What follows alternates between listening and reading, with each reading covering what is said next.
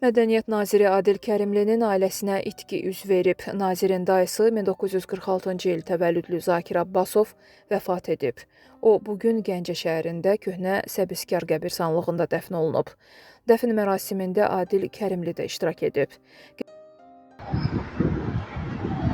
Paytaxtda yol nəqliyyat hadisəsi baş verib. Xətai rayonunun 8 noyabr prospektində 120 nömrəli marşrut avtobusu ilə minik avtomobili toqquşub. Nəticədə hər iki nəqliyyat vasitəsinə ziyan dəyib.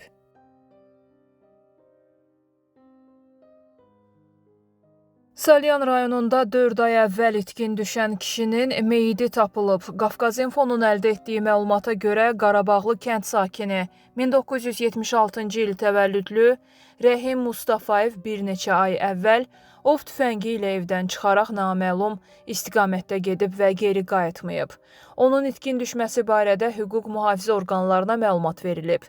Polisin apardığı axtarış tədbirləri nəticəsində kişinin meyidi qanlı dəri adlanan ərazidə aşkar edilib və aidiyyatı üzrə təhvil verilib. Hadisə ilə bağlı araşdırma aparılır. Göyçayda 31 yaşlı qadın qətlə yetirilib. Hadisə bugün Qarabaqqal kəndində yerləşən kafedə baş verib. İlkin məlumata görə 38 yaşlı Tehran İbrahimov qısqanclıq zəminində həyat yoldaşı 1995-ci il təvəllüdlü Vəfa Ağakərimovaya kəsici alətlə xəsarət yetirib. Qadın aldığı xəsarətlərdən hadisə yerində dünyasını dəyişib. Polis əməkdaşlarının həyata keçirdikləri tədbirlərlə Tehran İbrahimov saxlanılaraq istintaqa təhvil verilib. Faktla bağlı Göyçay rayon prokurorluğunda araşdırma aparılır.